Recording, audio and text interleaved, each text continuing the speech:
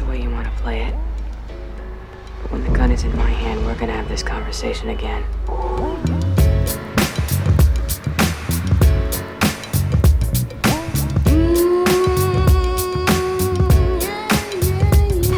In The Replacement Killers, a Golden Boy LA cop unwittingly takes down the son of a powerful Chinatown crime boss, Terrence Way. Chow Yun-fat's John Lee is voluntold to return the favor, or his wife and child overseas will suffer. His conscience prevents him from taking the shot, and to flee the country, he meets Mira Sorvino's Meg Coburn, a document forger. When the titular Replacement Killers try to retire them both, they have little choice but to rely on each other in a mad dash to flee the city. I first saw the film at the tail end of a John Woo marathon, and I sided with the general consensus that while there's a surfeit of style and cool shoot-'em-up action, the plot and the characters are so rushed and hollow that it fades from memory pretty quickly. I assumed that an extended cut would be of the Max Payne live free or die hard variety, restoring little more than some nerfed action and squibs. I was wrong. Contrary to King Arthur, the 8.5 minutes restored here have nothing to do with the action. Instead, they provide much-needed character and context, more legibly and patiently developing the complicated dynamic between Meg and John. I told you we would have this conversation again. Side characters similarly go from being one-off exposition spouts to actual people who have a unique connection to John. This is important when some of them get killed off later, because in the theatrical cut, you're just like, oh no, the dude he talked to on the phone for like 20 seconds. 8.5 minutes might not sound like a lot, but that's a short film in itself right there, and interspersed throughout a 90-minute movie, it's very significant. The theatrical cut also makes pithy scene-ending one-liners and emotional beats feel irritating and unearned because they have no build-up. They feel like an afterthought even though they obviously weren't. It's pretty hard to connect with someone in tears when those tears just came out of nowhere because all the lines that led into them were snipped out, for example. Speaking of examples, let's take a look at how this hotel room scene changes between versions. I told you we would have this conversation again. You son of a bitch.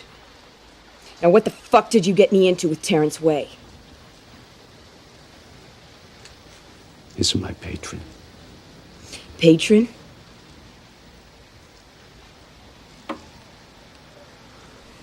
He made it possible for me to come here. What, does he sponsor you to play the violin? In exchange for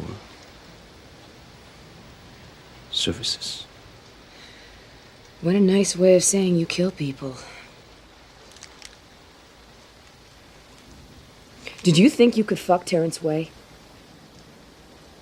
Did you think you could fuck Terrence Way?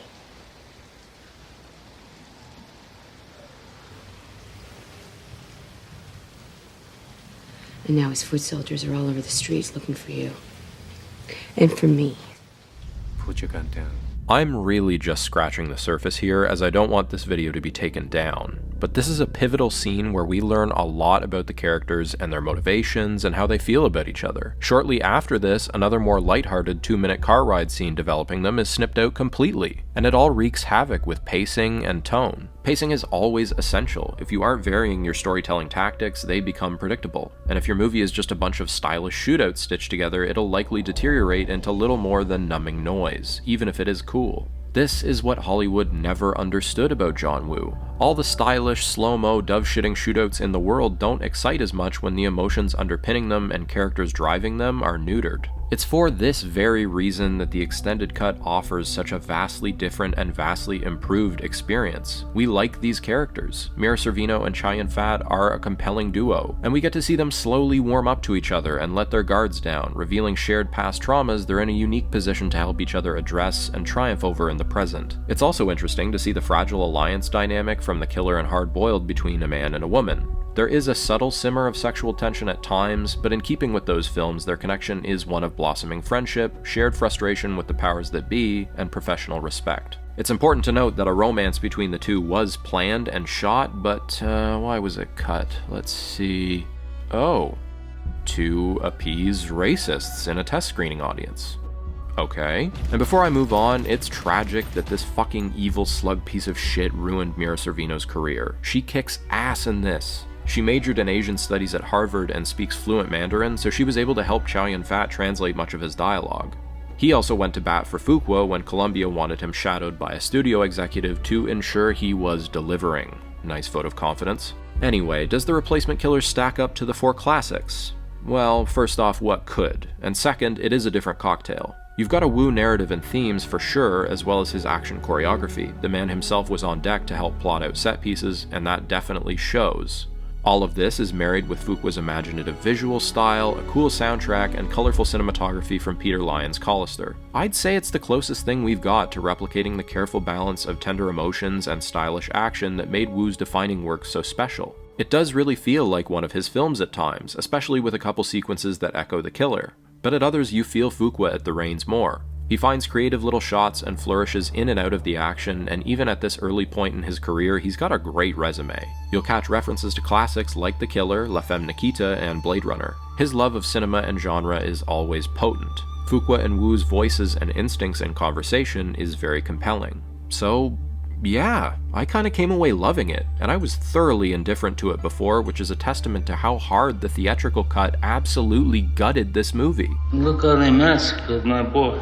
King Arthur and The Replacement Killers represent how varied the extended cut experience can be, across one director's filmography no less. Extended cuts and director's cuts have restored and saved many influential films throughout history, and even in their lowest form, when they're just a cash grab, they don't often make a film worse. To me, this points to an age-old lesson Hollywood still hasn't learned, unfortunately. Something especially poignant in this case when, again, it's John Woo's films they're chopping up. Giving the director creative control, or at the very least allowing them to follow through on their planned vision, always goes better than monkeying with the flow, style, runtime, and mood on the basis of a test screening, or because you want to cut kids in on something they likely aren't even interested in. The disparity between some theatrical and director's cuts illustrates a fatal disagreement over a film's direction. We see this all the time in the current Hollywood system, with reshoots, a rotating main crew, a different score, and so on. I'll be the first to say that making movies is a process of discovery, but to some extent you have to stick to your guns. It's the director's job to make sure you do. And yes, sometimes even great directors are gonna stumble and turn out something shitty, absolutely. That's part of the game and the deal. It can't all be solid gold, and not every genuine expression from an artist will necessarily be what we want. But doubling back and trampling over the original intentions that sparked interest in making the thing, that will always turn out much, much worse.